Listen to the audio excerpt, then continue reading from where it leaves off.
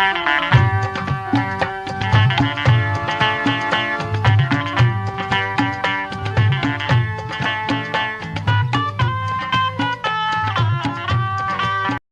आहे ग संडे राहू कशी घरात आई मला जाऊ दे भूत विहारात आई मला जाऊ दे भूत विहारात आज आहे ग संडे राहू। साथियों, ये हैं बड़ौदा की रत्ना इंगोले। रत्ना इंगोले भी पहले लुम्बिनी बौद्ध विहार बड़ौदा में नियमित नहीं आती थी। फिर उन्होंने एक दिन छोड़, एक रविवार छोड़ दूसरे रविवार आना शुरू किया। धर्म प्रवचन सुनने लगी, धर्म की बातें जानने लगी। फिर उनके पति और वो रेगुलर हो गई।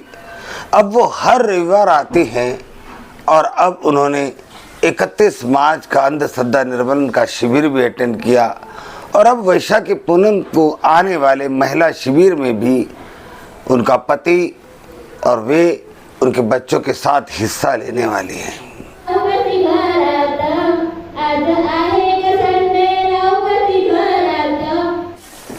साथियों, बौद्धों को हर रविवार बौद्ध विहार जाना ही चाहिए और अपने परिवार के साथ हमारे बढ़ने वाले बच्चे, बड़े बच्चे, छोटे बच्चे, बच्चों के साथ ही बौद्ध विहार जाना चाहिए।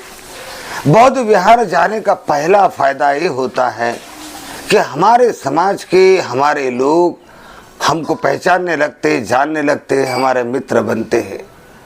बच्चों के साथ, परिवार के साथ बौद्ध विहार जाने का दूसरा फायदा ये कि हमारे बच्चे हमारे समाज के दूसरे परिवार के बच्चों को पहचानने लगते हैं और वो जो धम्ममय वातावरण बौद्ध विहार में निर्माण होता है उस वातावरण से वो परिचित होने लगते हैं। हमारे मन मस्तिष्क पर और हमारे बच्चों के मन मस्तिष्क पर एक धार्मिक वातावरण का एक साइकोलॉजिकल इफेक्ट होता है। मन में अपने धर्म के प्रति श्रद्धा जागती है और मन का आलस्य दूर होकर मन हर रविवार बौद्ध विहार या बौद्ध विहार पर आयोजित हर फंक्शन अटेंड करने के लिए उत्सुक होने लगता है। इसलिए हर व्यक्ति को किसी भी तरह से समय निकाल के दूसरे कामों को अगल बगल में रखकर दूसरे कामों को इतना महत्व न देकर धार्मिक कार्य, खास तौर पे रविवार के धम्म सभा जो बौद्ध विहारों पर आयोजित होती है, हर हाल में जाना ही चाहिए, क्योंकि इससे समाज संगठित रहता है, समाज एक दूसरे से परिचित रहता है, समाज की एक दूसरे के साथ अपनापन और प्रेम की भावनाएं बढ़ती है, समाज इससे जिंदा रहता है। इससे समाज के हर व्यक्ति के मन में अपने आप एक नई शक्ति निर्माण होती है कि मैं अकेला नहीं, मेरा इतना बड़ा समाज है। और ऐसे किसी व्यक्ति पर जब कोई मुसीबत आती है तो समाज के लोगों को पता चलता है तो उनके मन में ये कर्तव्य भाव जागता है कि हमारे समाज के अपने मित्र के साथ ऐसा हुआ है, हमें जाना चाहिए। लोग उसकी मदद के लिए पहुंच जाते हैं। और साथियों, आपने देखा होगा कि आजकल लोग बौद्ध विहारों पर बहुत कम जाते हैं। जवान लड़के, जवान लड़कियां, जवान बहू बेटियां भी बौद्ध विहारों पर जाना पसंद नहीं करती, दूर भागती है। अनेक प्रकार के झूठे बहाने बनाकर बौद्ध विहार पर आयोजित कार्यक्रम को टाल देते हैं, यहाँ तक कि धम्मदान देने से भी टाल देते हैं। कुछ लोग कहते हुए सुनाई देते हैं, क्या करें, नवी पीढ़ी के लड़के हैं, नवी पीढ़ी की लड़कियां हैं, सुनते नहीं हैं। तो साथियों, ऐसी परिस्थिति क्यों निर्माण हुई?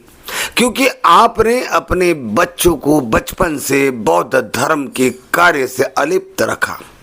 आपने इस बात की गंभीर नोंद नहीं ली कि बच्चों के मन पर बचपन से ही धर्म संस्कार डाले जाते हैं।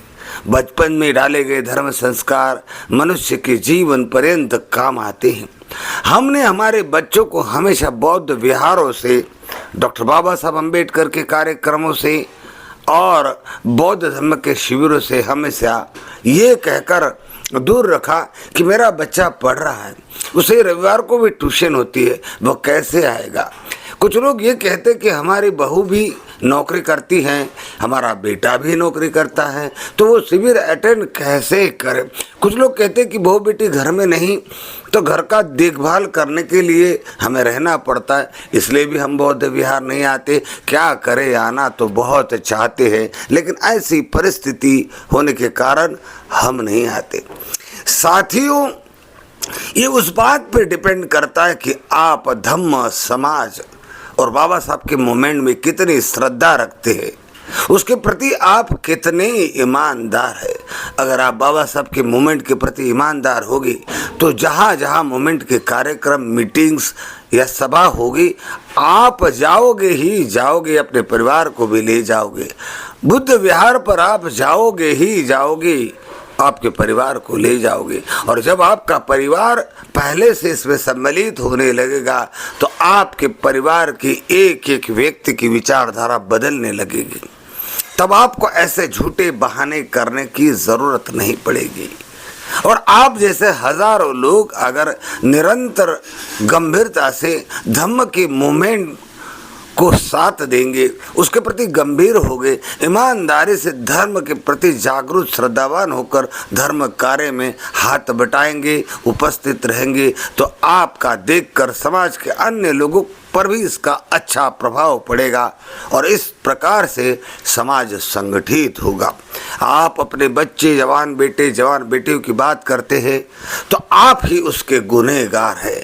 आपने बच्चों को हमेशा बुद्ध विहारों से, बुद्ध धर्म के कार्यक्रम से, बाबा साहब के कार्यक्रम से दूर रखा और यही परिणाम है कि उनके मन में इस मूवमेंट के प्रति, समाज के प्रति कोई लगाव नहीं और ना ही कोई श्रद्धा है, ना उन्हें अब ये पसंद आ रहा है। अब ये जो बीज आपने बो रखे हैं, इस बीज के जो पेड़ उग चुके हैं, इन पेड़ों को काटने की और फिर नए बीज बोने की जिम्मेदारी भी आपकी है। इसलिए जागे, तब से सवार होकर अब ये ठान ले मन में कि मेरी बहू भी हर रविवार को बौद्ध विहार जाएंगी, मेरा बेटा भी जाएगा। अन्य कामों को हम द्वितीय स्थान देंगे, लेकिन धम्म समाज को हम प्रथम स्थान देंगे, तो हमारा समाज संगठित भी होगा, सशक्त भी होगा, सक्रिय भी होगा। तब भारत बौद्धमय बनाने का हमारा जो संकल्प है वो पूर्ण भी होगा। यही नहीं, हमारे समाज पर आने वाले व्यक्ति पर आने वाले मुसीबतों का भी हम पुरजोर विरोध कर पाएंगे, जवाब दे पाएंगे, हम सुरक्षित भी रह पाएंगे और हम सुख और शांति में जीवन भी इसलिए जी पाएंगे क्योंकि अब हम धर्म को जानने लगे हैं, धर्म को समझने लगे हैं। हमारे विचार अब धर्म में हैं। हम ना लोभी होंगे, ना हम ढोंगी होंगे, हम निंदा नहीं करेंगे, हम किसी की टांग नहीं खींचेंगे, किसी के पीछे उसकी बदनामी नहीं करेंगे। हम तो केवल एक हिस्सा है, हम एक मेंबर है, हम एक सदस्य है इस परिवार का। हम सदस्य बनकर काम करेंगे, हम उपासक बनकर काम करेंगे, हम भीम सैनिक बनकर काम करेंगे। जब हम ये सम्यक संकल्प करेंगे तो हमारा समाज फिर से एक होने लगेगा, संगठित होने लगेगा, समाज की उन्नति होगी साथियों। इसलिए इसे गंभीरता से लेना। साथियों, आपका दूसरा क्वेश्चन ये होता है, दूसरा बहाना इसे कहते हैं, हमारा समाज शिविर आयोजित करता है लेकिन हमारी बहनें शिविरों में बैठती नहीं है, हमारे युवा बच्चे शिविरों में बैठते नहीं हैं, हमारी युवतियाँ शिविरों में बैठती नहीं है, क्योंकि शिविरों को हम महत्व देते ही नहीं।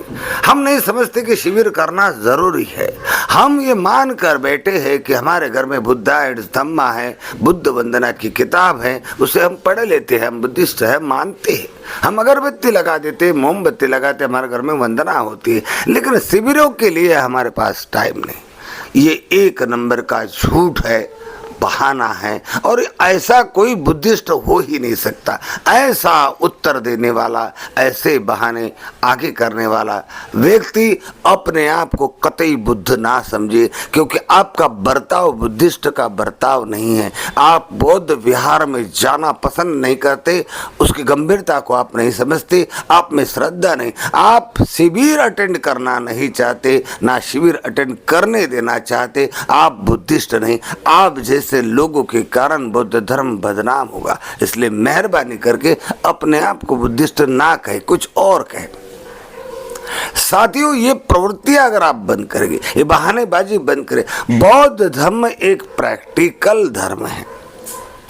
इस प्रैक्टिकल धर्म को सीखने के लिए सरकार आपको छुट्टियां नहीं देंगी। सरकार ये कभी नहीं कहेंगी कि आपको बौद्ध धर्म सीखना है इसलिए चलो हमारी ओर से 10-20 दिन की छुट्टी। नहीं, सारी उम्र आपको नौकरी, बिजनेस, धंधा करना ही है, मजदूरी करनी है। आपको अगर बौद्ध धर्म समझना है, उसका लाभ लेना है, तो आपको मजदूरी छोड़नी होगी 10 दिनों के लिए। आपको नौकरी पर छुट्टी रखनी ही होगी 10 दिनों के लिए। आपको बिजनेस 10 दिनों के लिए, भाई परिवार के किसी सदस्य को सौंपना ही होगा 10 दिनों के लिए। आपको हर साल 10 दिन धर्म शिविर अटेंड कर कर अपने आप में धर्म उतारने के लिए, धर्म समझने के लिए, धर्मवान बनने के लिए 10 दिन की छुट्टी रखकर शिविर अटेंड करने ही होगी। और ये भी नहीं होता कि आपने कोई 10 दिन का या 5 दिन का या 3 दिन का शिविर अटेंड कर लिया तो अब आपको आगे शिविर अटेंड करने की ज़रूरत नहीं है। कुछ लोग ये कहते कि हमने तो वो शिविर कर लिया ना। अरे, एक शिविर करने से कुछ नहीं होगा। अनेक प्रकार के विषय है और उन विषयों की अपनी गंभीरता है। ये सारे विषय मिलकर बुद्ध बना जाता है, बौद्धिस्ट बना जाता है, बौद्ध धर्म समझ में आता है। तो अलग अलग विषय के अलग अलग शिविर आपको अटेंड करने चाहिए। साल में कम से कम 10 दिवसीय शिविर एक बार अटेंड करना चाहिए, 3 दिवसीय शिविर अटेंड करना चाहिए, 1 दिवसीय शिविर अटेंड करना चाहिए। कोई महिला ने एक बार उपासिका शिविर किया तो उसने कम से कम हर साल में 1 बार उपासिका शिविर करना ही चाहिए। 3 दिवसीय शिविर कर लेना चाहिए, 1 दिवसीय शिविर कर लेना चाहिए, ध्यान शिविर 1 दिवसीय करना चाहिए, वंदना संगायन शिविर होना चाहिए, बाल बालिकाओं के शिविर में अपने बच्चों को भेजना चाहिए। बचपन से बच्चों पर धर्म के संस्कार पड़ेंगे तो जैसे जैसे बड़े होंगे उन धर्ममय वातावरण के अंदर वो श्रद्धालु बनकर, ईमानदार, एक अच्छे नागरिक, अच्छे परिवार के सदस्य बनकर जीवन बिताएंगे।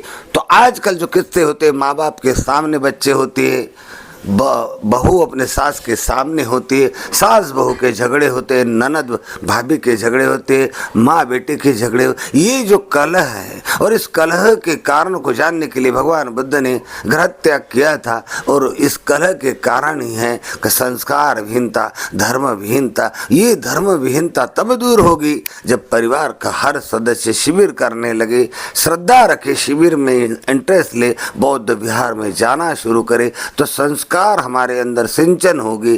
तब हम जीवन की गंभीरता को समझेंगे, बड़े को सम्मान देंगे, मान देंगे और पूजा च पूजनीयानम ये तंग मंगलम उत्तम, ये कहावत जो बुद्ध की और संपूर्ण हो गए। तो साथियों, आज तक लोग कहते